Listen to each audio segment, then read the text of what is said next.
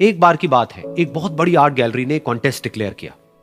उसमें उन्होंने अनाउंस किया कि जो भी पेंटर पीस को डिपिक्ट करने वाली वर्ल्ड की सबसे अच्छी पेंटिंग बनाएगा, उसको $10 मिलियन का इनाम मिलेगा।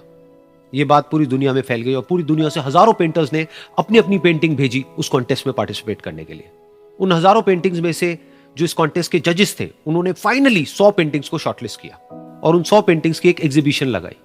उस एग्जीबिशन में इन सारे पेंटर्स को तो इन्वाइट किया ही किया, साथ ही साथ मीडिया वाले भी बैठे हुए थे और मीडिया वालों के साथ हजारों लोगों की भीड़ भी जमा थी।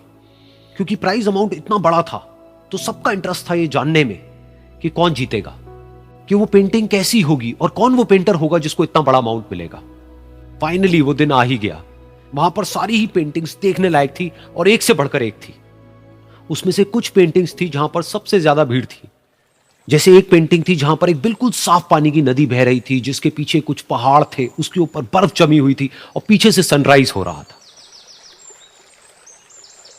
एक और पेंटिंग थी जहां पर पेंटर ने पीस को डिपिक्ट किया था फुल मून नाइट के थ्रू, यानी कि एक बिल्कुल पीसफुल लेक थी जिसका पानी बिल्कुल स्टिल था, इतना स्टिल कि उसके अंदर आप रिफ्लेक्शन देख सकते थे आसपास में जो भी कुछ था उसका, बिल्कुल एक मिरर की तरह। और बिल्कुल डार्क आसमान में कुछ तारे चमक रहे थे और एक चांद चमक रहा था।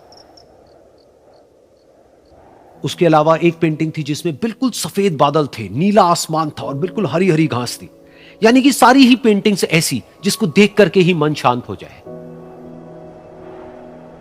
तो कॉन्टेस्ट बहुत ही टफ था क्योंकि सारी पेंटिंग्स एक से बढ़कर एक थी। तो जजेस के लिए शॉर्टलिस्ट करना कि कौन सी पेंटिंग बेस्ट है, that was very very difficult.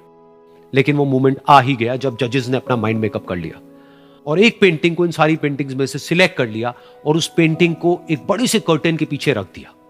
सामने वो सारे पेंटर्स बैठे हुए थे, मीडिया वाले थे और हजारों लोगों की भीड़ थी। सबकी क्यूरियोसिटी बढ़ती चली जा रही थी क्योंकि अमाउंट बहुत बड़ा था। लेकिन जैसे ही वो पर्दा हटा और सामने से सबने उस पेंटिंग को देखा तो सब हैरान रह गए। सब एक दूसरे की शक्ल देखने लगे।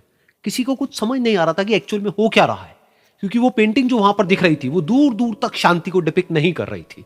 तो सबको लगा कि शायद उस आर्ट गैलरी से कोई गलती हुई है या जजेस से कोई गलती हुई है और किसी गलत पेंटिंग को वहां पे रख दिया है।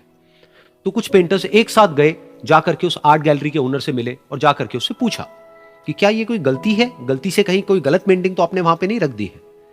तो आर्ट गैलरी वाला थोड़ा सा मुस्कुराया और बोला, नहीं ये पेंटिंग बिल्कुल ठीक है, जजेस ने इसी पेंटिंग को सिलेक्ट किया है और यही पेंटिंग आज की विनर है।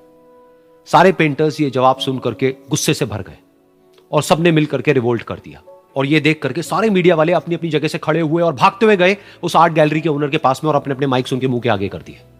तो अगेन वो आर्ट गैलरी का जो ओनर था वो हल्का सा मुस्कुराया और उसने कहा कि मुझे कुछ बोलने से पहले एक बार इस पेंटिंग को आप लोग ध्यान से देखिए, थोड़ा पास से देखिए, शायद आपको कुछ ऐसा नजर आए जो दूर से नजर नहीं आ रहा है। क्योंकि आप सबने एक चीज तो देख ली कि इस पेंटिंग में आंधी है, तूफान है, चारों तरफ सब कुछ तहस नहस हो रहा है, आसमान में बिजली कड़क रही है, काले बादल हैं, ये सब तो आपने देख लिया। लेकिन एक चीज नहीं देखी कि इस पेंटिंग में एक घर भी है। उस घर में एक छोटी सी खिड़की है जहां पर एक आदमी खड़ा हुआ है। ध्यान से जाकर के देखिए, वो जो आदमी खड़ा हुआ है और बाहर देख रहा है उस घर से, उसके चेहरे पर कोई डर नहीं है, बल्कि एक हल्की सी मुस्कान है, एक ठहराव है, एक सुकून है। और यही है शांति का असली मतलब।